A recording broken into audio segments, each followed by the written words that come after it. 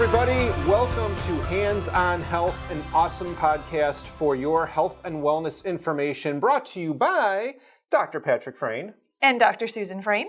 We are super excited to bring the information to you today on a topic that I would say takes guts to talk about. Oh, jeez.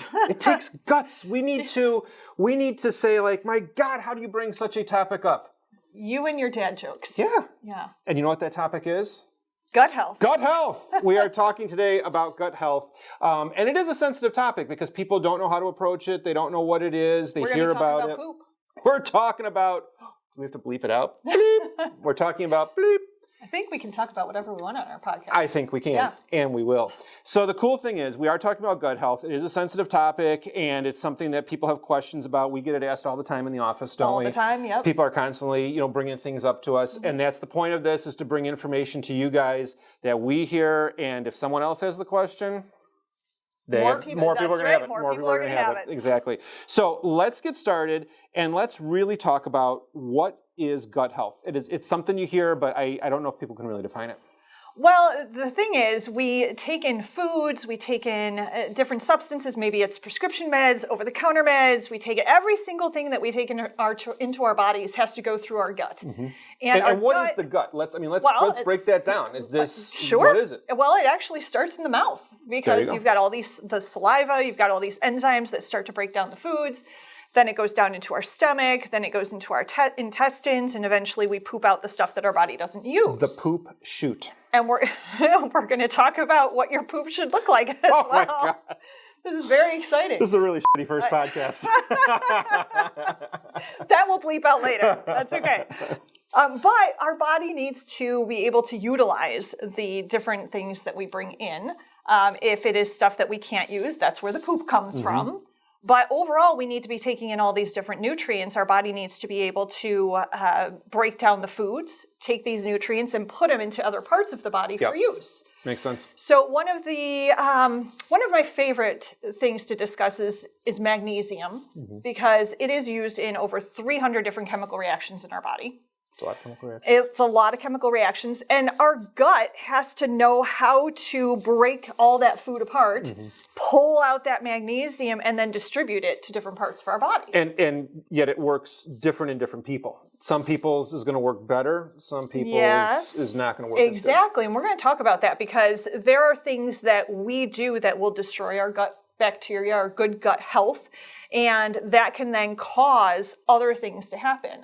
We can talk about the poop example, constipation or diarrhea, but there's so much more that happens when we don't have a good, healthy gut. Yeah, that makes sense. So if we go back to our magnesium example, our bodies are just so impressive. Their bodies know what to do with this magnesium, but one of the best ways to explain it is through our muscles. Okay. So calcium contracts our muscles. Very good. Kind of very small. good. Needs some work. I need some work. Magnesium relaxes our muscles. So if you have an imbalance and you don't have enough magnesium, what do you think might happen to those muscles? They're going to be pretty tight. They're going to be pretty tight. Very good. Maybe you could have something like restless leg syndrome. Sure. That's annoying. Yep. Maybe you have muscle spasms. Did you know if you don't have enough magnesium, you could actually have arrhythmias, heart arrhythmias? I did know that, yes. And why? Because the heart's a muscle. And I think we fail to realize that. Yes. So what I'm hearing is that, this key nutrient, this magnesium that's there is really the key to multiple things, whether you know you have this or not. Because you might not know you're having an arrhythmia. You would certainly know if you're having restless leg syndrome. Your bed partner might certainly know when you're getting kicked in the shins every night, right? Wouldn't it be something if it's just like couch. just some magnesium, can save a marriage, and that you're getting kicked in the legs all night. Yes. But see, it can be something just that simple too, that people just don't know about. They don't necessarily have to hop on a prescription for something. But we're just talking about one thing. We're just talking about magnesium. Right. There's so much other stuff that our bodies need. It needs potassium. It needs sodium. There are so many different things. And if our gut isn't healthy, our body isn't getting what it needs, and then we have issues, like the restless leg, for example. Or if we don't have enough magnesium, now we can have things like constipation. That's another, because our gut is actually one giant muscle too. And if our gut isn't getting the magnesium that it needs, then it's going to be, really tight and tense all the time. Then we end up with constipation. And I know we're talking a lot about magnesium, but it is so versatile. And I think one of the things that I hear with my patients all the time is, do I need to be on, and it, we can't say the product, I don't want to say the product, but there is a drug-like over-the-counter medical product that people buy all the time, and they take this, and hospitals recommend it to people after surgeries and all that, and it's chemical, and it's toxic on the body, it's toxic on the liver, it's toxic on the kidneys, and if you got to take something like that, once, okay, but if that's a daily thing to stay regular, it's going to be hard on the system. Right. And what you're saying is, by bringing just simple magnesium into the diet, all of a sudden now, wait a second, I can get the same effect as that chemical effect, but in a more natural way. Right, exactly. And it depends on the person. I always say, this is not medical advice that we're dishing out to all of you, because every single person is going to be different. So don't just go home and start taking a whole bunch of magnesium, because that might not be appropriate for you. But there are different things that can cause us to lose that gut health. And you're right, you're bringing up prescription or even over-the-counter medications. Antibiotics are huge. They're so big that finally some medical doctors are prescribing a probiotic with the antibiotic, which is great, because the antibiotics are, they come into our body and they destroy all of the bacteria. They don't differentiate from the good bacteria, the bad bacteria, and there's so much good bacteria in there until we destroy it with things like antibiotics. Sure. And SAIDs is another one. And I want to talk about the probiotics just a little bit, because that's another thing. If you, the listening audience, are trying to figure out what probiotic do I take, you see 100 different ones on the market. There's refrigerated ones. There's ones that are over the counter. Can you tell us a little bit about which ones are better? Not necessarily brand. But there's a difference between the ones that are in the refrigerator when you go to the store and the ones that are on the shelf. Can you explain a little bit about that? Well, and there's even more to it than that. We talk about just probiotic, but there's also prebiotic and there's also postbiotic. And that is probably a podcast for another day, because that could be all in and of itself. Probiotics, very often you see the ones that are refrigeratable. Those are the live bacteria. But they are doing a really great job of adapting to the point where now probiotics are being made that do not need to be refrigerated and are still having great effects. So that's an advancement. So they're doing very, very good with that. But I will have, back to the antibiotics, I'll have moms bringing their babies in because they've heard chiropractic can help with constipation. Which we know it does. Absolutely. It does a great job. But when mom's bringing little Johnny in, and Johnny hasn't pooped in 4 or 5 days, and when Johnny does poop, it's really hard, and these little pellets, and he's really struggling. Looks like a deer in the woods, the little pellets. Yeah. Oh my God, it looks like deer And poop. imagine passing that. You're right. Imagine passing that. Why is little Johnny so cranky? Why is little Johnny, think about how small little Johnny is, and if he's trying to get a deer pellet, out of his little poop chute, that kid's gonna be cranky, understandably. Yes, very, very cranky. He's having all sorts of issues. And as I'm, thinking, okay, well, we look at the lower lumbar spine and the pelvis for the nerves that go into the intestines. I'm also then reading through the fact that Johnny has been on 7 rounds of antibiotics for ear infections, and Johnny has no normal gut flora left. Well, no kidding, Johnny's got issues pooping. And that's not something that necessarily the pediatrician is going to address. That's Correct. Because they're not necessarily trained in looking for that. They're prescribing what they feel is the proper medication for the proper condition, and it is done properly. We'll say, we're going to assume that. But there's this other side of it that then affects the child, let's say. Right, exactly. And so that then causes all sorts of gut issues. Now Johnny is not pooping properly, really, really hard poop. Now he's not sleeping. Now mom's not sleeping. Now dad's not sleeping. And now we've got a whole family that's having all sorts of issues. You can see how this snowballs. Exactly. So you have to address Johnny's gut health. Yes, I'm going to check his spine to make sure his nerves are working properly, but we have to address his gut health as well. So what is a good way to address Johnny's gut health? When Johnny comes in, parent brings someone in, and they know what we're talking about here. What do you do? What's kind of your, what's your A to Z? How do you walk through that to help them? Well, that is and actually it's called, it's the 4R process. Okay. And we're going to walk through all of that. But I think before we jump to that, we might want to even talk about things that how can we determine whether or not our gut is healthy? We've already talked about the poop, well, a little bit. So things like the deer pellets, bad. Things like if it looks like a caterpillar, kind of hard areas, that usually implies constipation as well. If we're looking like a hot dog or a snake, that's usually... Why do hot dogs always? Everyone loves a good hot dog, and then it comes out in conversations like this. Not good. Not good. You know what hot dogs are made out of. We don't want to get into that. That's a topic for another podcast. That's right. So but hot dogs in this case are good. Sure. So if your poop looks like a hot dog, you're actually doing pretty darn good. If your poop looks like an amoeba, kind of all sorts of weird stuff, you're low on fiber. Okay, so you need to work on that. And we all know what diarrhea looks like. If you've got, just straight water coming out, that's a big problem. And I think one of the key things to think about with this too, and in the pooping process, is there's a different normal for everybody. And I think what happens is nobody talks about it. Nobody walks around talking with, people at the office or, someone else that's, maybe riding in the car with you as you're listening to this in your vehicle. Nobody is sitting around, how many times a day do you poop, Roy? Well, I'm about 3 times a day, man. Nobody talks about this. Actually, do you recall when we had gone to Nepal on a clinic abroad trip? Yes. And we did talk about it. We did. Every single day. Because and we did because we were taking a poll. But it was very important. We actually wanted to do that. The food was very different there, and water was not sanitary, and we needed to make sure everyone was hydrated. So we actually had to have a check to make sure that everyone was going daily. That was super important. But ultimately, the way I look at this with my patients, when people talk about constipation issues, what's normal for you? And I think that's the thing, because I know what's normal for me. You're going to know what's normal for you, and what's normal for you. If you're getting off of your normal, you're constipated.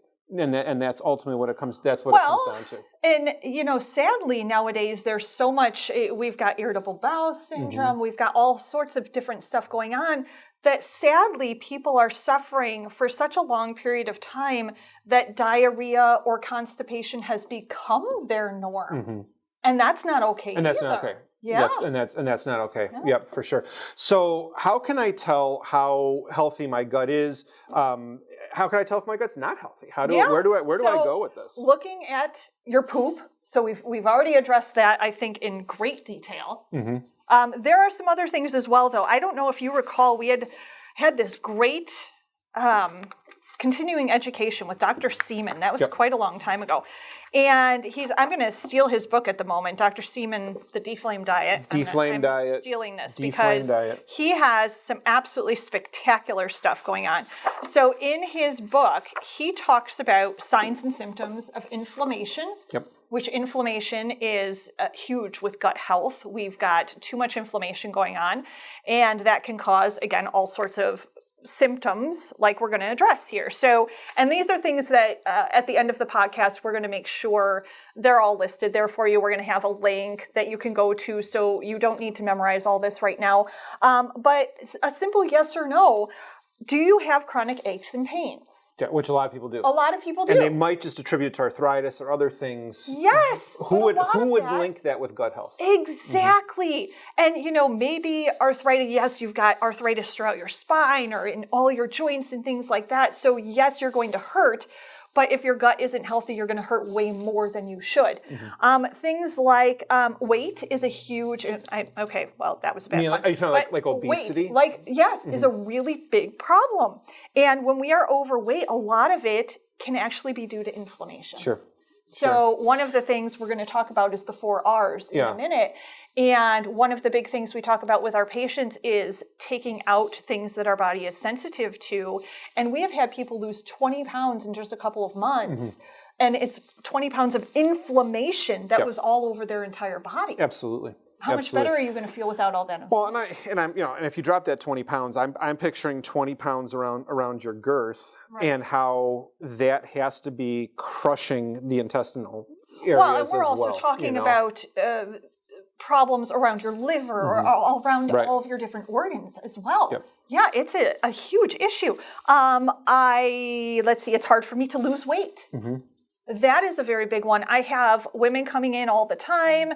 I am trying so hard to lose weight. I've been working out. I've been eating right. Eating right and eating right for you are two different things. Those are, We're going to talk about that. And that's a whole nother podcast too. That is the eating right for your type. We've heard that. That's out there in the common media a lot. But I think that's a whole topic for another day. Oh my gosh, and we're going to touch on it a little bit because that's going to be really important. But I don't feel well when I exercise. Now we're not talking about the.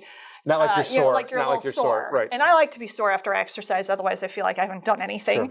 Sure. But I don't feel well when I exercise. I have difficulty recovering from light or moderate exercise. So that's the person that they did a simple task. They went to the grocery store. Yes. They loaded the bags into their car, which is exercise because the bags can be a little heavy. Right. But then they're winded. They got to nap the rest of the day from that. Right. Exactly. It was a whole big process. I think of that. Peggy. I know. Yeah, Peggy on Everybody Loves Raymond. Yeah. Peggy. She's recuperating from her trip to the grocery store. Oh my God. Okay, she probably has inflammation. Yeah, she could. I'm physically tired even when I get 6 to 9 hours of sleep a night. Chronic fatigue is huge with gut health. But see, again, would you link that to gut health? Because chronic fatigue, if you're tired all the time, and people hear, we hear this all the time. People come in the practice and they say, I'm always tired, this and that. You don't always jump to gut health. And that's where we wanted to bring this information to you guys, that there is absolutely something else that's going on a lot of times. Without a doubt. We might attribute it to stress, which stress is a huge pro-inflammatory. So if we're under a lot of stress, our adrenal glands are working overtime, they get fatigued out, we get inflamed, it's kind of a giant mess. My skin looks old and wrinkled. There is all sorts of stuff that I could go on for days and days just on this part alone. But bottom line, a lot of the symptoms that we have, we're even talking about mental health is huge. We have found, the researchers have actually found this huge link between our gut and our brain. They now call our gut our second brain. And we all know that. We all know that instinctively. We've had things where we're like, oh, I have this gut feeling. The gut feeling, right? The gut feeling. We've heard it. Can't explain it. You just have this gut feeling. Or you get butterflies in your stomach before you're going to go out on stage or do a podcast. It's your gut trying to tell you something. And we have now found that there is actually this link between our gut and our brain. And a lot of the mental, emotional issues that are happening are not starting in the brain. They're actually starting in our gut. In the gut. And I think, in simplest terms, what did she just say? It goes down to, I had a gut feeling. We use these terminologies in our everyday. We've had it since we were a child. And it's that innate, inborn knowledge that we didn't even know. You were 5 to 7 years old on the playground playing with your friends, and you had a gut feeling that Bobby was going to kick the ball over the fence into the street. But you didn't know that was talking about your gut health. Exactly. When you were 5 to 6 years old. That's easy for you to say. I know. You're exactly right. So, why don't we go into how to heal our gut? That's the thing. So we've established what the gut health is. We know what it is. But what are some take-home things that our listeners can do? How do we get started on this? So there's the 4 R's. 4 R's. 4 steps. Exactly. Like pirates. We should have patches on. No, I'm going to skip the patch, but thanks for offering. First thing is remove, and this is the most important thing of all with the 4 R's. We need to remove the things that are causing the inflammation or causing the gut to be unhealthy. Sure. So, example, we've talked about antibiotics, but there's also NSAIDs. If we're taking certain over-the-counter pain relievers on a regular basis, that's completely destroying our gut. The way I like to explain it to people, we've got all of these cells in our gut. They're held together by this protein, and they're held really nice and tight until we start taking in things like foods that our body is sensitive to, or NSAIDs or things like that, and it starts to come apart, and all of a sudden we have food in places it shouldn't be. Sure. That's not really how it happens, but just go with me. Yeah, but it makes sense. Exactly, it makes sense. So it's in places where it shouldn't be. We need to remove that, but we don't always know what it is. It's really easy when we've got people who are, they have like a peanut allergy. Right. And they know they're not walking in down the street at the restaurant where there's peanuts all over the floor because they're going to go into anaphylactic shock. They're very aware of that. They're very aware of that. But there are so many things that we eat on a regular basis that we might not be aware our body is reacting poorly And to. I think that's the biggest thing is it's that old slogan of we don't know what we don't know. Correct. And I think that's where the danger comes in because your peanut allergy example is really good. Everybody knows this. We were on a flight, I don't know, a couple of years back, and they made an announcement before we boarded the plane that if anyone had any peanut butter cups, if anyone had any peanuts, anything like trail mix, anything like that, that there was someone on the flight that had a very severe sensitivity to please discard those items before you boarded the plane. Yeah. So we know that one. I think everyone knows that one, the EpiPen. But what they don't know is what is causing an adverse reaction in my body that I don't even know that it's there. And that's the stuff that concerns me because I'm eating something on a regular basis. It's bananas and cantaloupe. I think it's a good thing. Right. And I don't even know that that's harming me. That's exactly right. And I have patients come in again and they'll talk to me about their gut health and they'll talk to me about losing weight and they'll say, well, I never feel really good in here. I always feel bloated and I don't know what happened because I've cut out dairy. I've cut out gluten. I have nothing to eat anymore. Right. Well, what if your sensitivity is not dairy or gluten? Right. Well, you're still taking in the stuff that your body is sensitive to while eliminating stuff that it's not. Is not. So people really need to identify what those things are. You have to identify what it is. And I'm gonna use our daughter. Yep. And she is a fantastic example of this. And she'll probably be like, Mom, but I'm going to use her anyway because she's such a great example. She had abdominal issues for a very long time. Yep. And we were desperately trying to figure out what the problem was. Yep. And when we couldn't figure out from a natural standpoint, we then went to the allopathic model. And this is what I remembered hearing. Yeah. I remembered hearing, it's your senior year of high school. You're really, really stressed. Yes. You dance 6 days a week for 5 to 6 days, 5 to 6 hours a day. In your training. You're working your abs too much. Yes. I've heard that you need to be on birth control, that this is an endometriosis issue. Or they could have done exploratory surgery. Or there's an exploratory surgical procedure to find out what's going on. Yeah. And these were the legitimate things that we had heard for, at the time, 17-year-old daughter. Yeah. Yeah, and none of those were going. And they weren't. Yeah, no, we're not going to do that. That wasn't going to happen. No, absolutely those not. Aren't in our world. Those just aren't options. If those are options for your family, that's fine. But they were not options. Absolutely for us. not. Right. So we kept looking. Right. We kept looking, and then we were contacting our friends, our colleagues, things like that, and finally we learned about remedy testing. And it has been huge. We had her tested, and I'll explain it a little bit more later, but we had her tested, and ultimately we found out she had a severe sensitivity to bananas and cantaloupe, like you said earlier. And what did that kid have every single morning? Bananas. Every single morning for her entire senior year of high school, bananas and toast. Yes. Wheat toast and bananas. There's kids sitting down eating heavy sugar-based, heavy laden-based Fruit cereals. Loops. And just I was in the store the other day, and I'm not kidding you. There was almost like an Andes Candies kind of a cereal, and I'm thinking to myself, there's a reason we're diabetic in this country. There's a reason everyone's morbidly obese. Yep. Podcast for another day. But the fact of the matter was, if your senior is eating bananas and toast, wheat toast, you're thinking that's a good choice. Right. And then every day in her lunch, she packed cantaloupe. Yes. I was going to the store and buying cantaloupe like it was going out of style. Yep. And then she'd come home before dance and she wanted a snack. Would she have more cantaloupe? More cantaloupe. What did the remedy testing show? Banana and cantaloupe sensitivity. Level 4 sensitivity. Very, very high. That's the highest sensitivity. you can have. Yep. She cuts out the banana and the cantaloupe, and what magically happens within 72 hours? Yeah. Her pain is gone. I mean, we were to the point, so everyone listening to this knows, we were to the point that I remember being up in her bedroom one day. We have a very good friend who's an emergency room physician. We were at the point where I was going to call him. Oh, God, I forgot about that. And I was going to call him and say, are you on call tonight? Because I'm thinking of bringing her to the ER. Is it appendicitis? Right. Does she have ulcerative colitis? Is there something going on? Is there a blockage? We looked for does she have uterine fibroids, ovarian everything. cysts. But it was to the point that night that we had to make a parent decision. Do we take her to the ER? That was the kind of pain that she was in. It was awful. It was. Yeah. And it came she's down. She's not a complainer. No.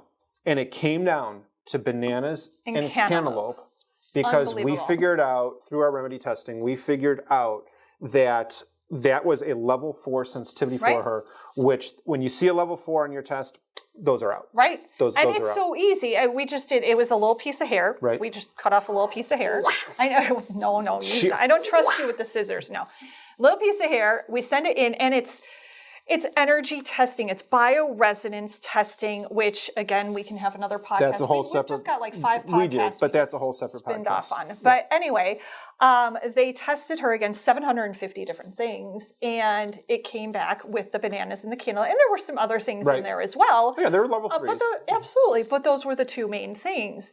The thing is, we removed that from her intake, and from there, we were then able to continue healing her gut. Because that's the thing. We're still talking about these 4 R's. We're still on the remove. You can see, folks, how big this topic is. And you know, we understand that, you know, there's just a lot to talk about on this, but you can see how important the information is. We're still on the remove. But I feel that is so critical, because if you're not removing it, or you don't even know what to remove, I think you will struggle with this. Because you're still taking in the stuff that's destroying your gut. Absolutely. And you don't even know what that is. Exactly. It's kind of like if you've got a hole in a balloon and you're still trying to blow it up until you Or those air mattresses. You ever have that with the air mattress? Oh my God. You're pumping and pumping and you're pumping and you're pumping, and somewhere there's a pinhole that's leaking in there. But that's what this gut health is. Exactly. You're always going to have an issue unless you take away the stuff that is causing the problem. That's right. So that was the biggest R. Okay, so we've established remove. What's our second one? The next one is replace. So at this point, you want to replace the quote-unquote bad foods, or the foods that your body is sensitive to, with anti-inflammatory foods.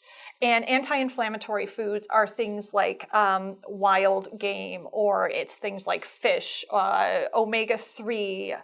There's all sorts of different stuff that you can take in. And again, this is a list that we usually And we can provide you this information. You can contact us and we can get you there's spices, all of that stuff is excellent. But that's the replace part. Reinoculate, now we're starting to talk. Now we get to so it took us 3 out of the 4 steps to actually get to the probiotic. Yep. Because it's most important that you remove the stuff first. So now we get to the probiotic, or fermented foods. Not alcohol. I'm not talking about beer and things like that. But because that is actually a huge trigger. Oh my God, that's one of the biggest ones that I see on people's remedy test profiles. But yes, fermented foods. But we're talking about the probiotics at this point. We want to reinoculate. We want to bring in the good bacteria and start to restore that. Now, one of the things that people don't understand is there are many different types of bacteria that we want to bring in. So, and a lot of it's good. A lot of it's good. Very, very good. Absolutely. But when we're looking at probiotics, we want to make sure that we are introducing different strains. So when you're looking at, it's the lactobacillus and all of this stuff, that's great, but you want to be on probiotics for a little while and then change the probiotic. You don't want to always take the same. So otherwise your body's going to get used to it. You always got just that one bacteria, but your gut has different bacteria for a reason, because that bacteria is going to be used when you're digesting different things. Sure. So you don't want to rotate around. You want to rotate around. That's very, very important. Our very last one is we're talking about repair. So we're talking about repairing everything. That can be things like vitamin D, which vitamin D3 is really what you want. But vitamin D is super important. The best way to get that, you go out into the sunlight and your body makes vitamin D, which is so incredibly So important to get outside. So important. Absolutely. So important. Even on a cloudy day, the sun comes through on a cloudy day. You better believe it. 20 minutes a day. You still get outside. You ever go to a beach? You ever go to a beach on a cloudy day? Oh, I don't need sunscreen. I'm not going to get burnt. And you come back looking like you just sponsored Red Lobster. Yeah. And you're like, oh, don't touch me. Don't touch me. I thought I was okay. It was a cloudy day. Yeah. But the point is that today's an overcast day. We're filming this and it's an overcast day. You're still getting vitamin D if you're outside, but you have to step out of your home or your apartment or whatever. Exactly. So it's things like that. It's zinc. There's all sorts of different omega-3 fatty acids, aloe vera, all sorts of different things, which usually I prefer to just, sit down with someone and find out. And that's the thing. Remember, this is all specific to you. So if you're listening to this, if you're watching this and or you're listening to it in your vehicle, this is all specific to you. And we are more than welcome to sit down with any of you to help you with your specific things. So bottom line, we get questions like this every single day in the office. Yep. And by use of this podcast, we're now able to reach a larger audience to really get this information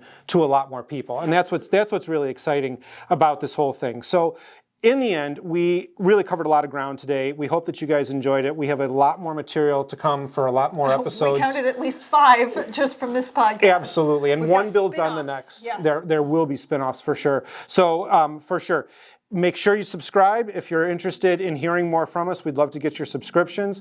Also, feel free to email us with questions that you may have that we could answer on a future episode. That would be awesome.